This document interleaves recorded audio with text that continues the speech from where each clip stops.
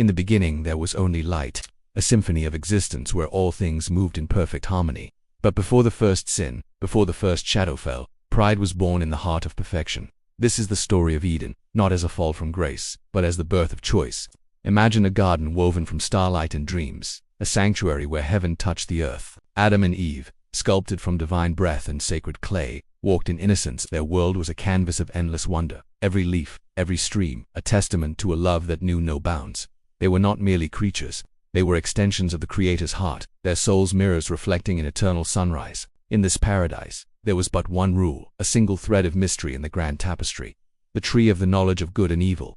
It was not a test of obedience, but a gift of freedom, held in sacred trust. For what is love without the choice to turn away? What is light without the knowledge of darkness? But Eden was not empty. Among the celestial beings who walked the garden, there was one whose light had begun to dim. Lucifer, the morning star, once the most brilliant of all, carried a seed of discontent. He saw the profound love the Creator held for humankind and felt a pang of envy. His own brilliance, he felt, was being overshadowed by these fragile earthbound beings. Pride, like a subtle poison, began to cloud his vision. He whispered to himself, "Am I not worthy of this adoration? Is my light not enough?" This question, born in the silence of his heart, would soon echo through eternity. He approached the serpent, a creature of cunning and grace, and filled its mind with his own shadowed thoughts, turning it into a vessel for his burgeoning rebellion. The serpent, now an instrument of doubt, found Eve near the forbidden tree. It did not hiss threats or make demands. Instead, it spoke in riddles of velvet and honey, planting a question that would unravel the fabric of innocence. Did God truly say you must not eat from any tree in the garden? The question was a subtle twist of truth, designed to make the boundless freedom of Eden feel like a cage. Eve, whose heart knew only honesty, corrected the serpent, explaining the one restriction and the consequence of death. But the seed was planted. The serpent then offered the most tempting lie of all: "You will not surely die. For God knows that when you eat of it, your eyes will be opened, and you will be like God, knowing good and evil." In that moment, Eve was not tempted by a mere fruit. She was tempted by a promise of enlightenment, of self-sovereignty. She looked at the fruit, and for the first time, saw not a boundary, but a gateway. She saw wisdom, power, and a chance to stand as an equal to the divine. It was the allure of becoming her own creator. She took a bite, and the universe held its breath. The taste was not of sweetness, but of sudden, stark awareness. She then shared it with Adam, not out of malice, but from a desire to not be alone in this new, vast reality she had just entered. He ate, and in that shared act, the veil of innocence was torn. Their eyes were opened, not to divinity, but to their own vulnerability, their own nakedness. They felt shame, a feeling that had never before existed in their world. The symphony of Eden was shattered by the discordant note of fear. When the Creator walked in the garden in the cool of the day, he found them hiding. His voice was not thunderous with anger, but quiet with a sorrow that echoed through the cosmos.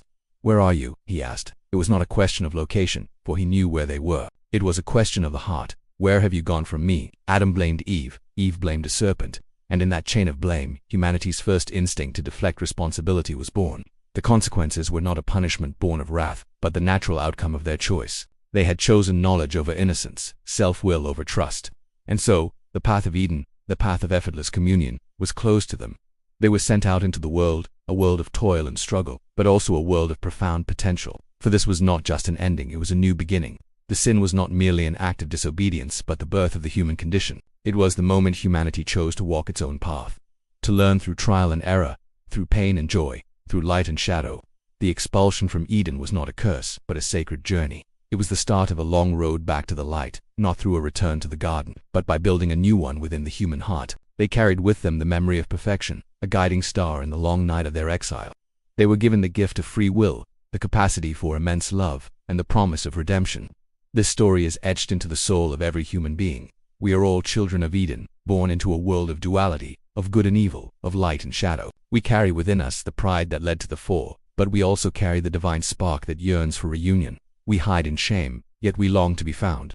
The first sin was not the end of the story. It was the first chapter in the epic of humanity's return to God. It teaches us that even in our darkest moments, when we feel lost and exiled, the path home is never truly gone. It is paved with forgiveness, illuminated by faith, and walked with the courage to choose love over fear. Even the fallen can rise again, for light is never truly lost. It is simply waiting to be rediscovered. The garden was not a place, but a state of being, a state of perfect union with the divine. And that union is a promise that still echoes through time, waiting for each of us to answer its call. The journey out of Eden was the beginning of our quest to find it once more, not in a mythical past, but within ourselves. For the gates of paradise are guarded not by angels with flaming swords, but by our own pride and fear. And the key to unlock them has been in our hearts all along. Thank you for joining us on this journey. If this story resonated with your spirit, subscribe to God Story Reborn for more tales of light, faith, and the eternal quest for rebirth. May you find the Eden within.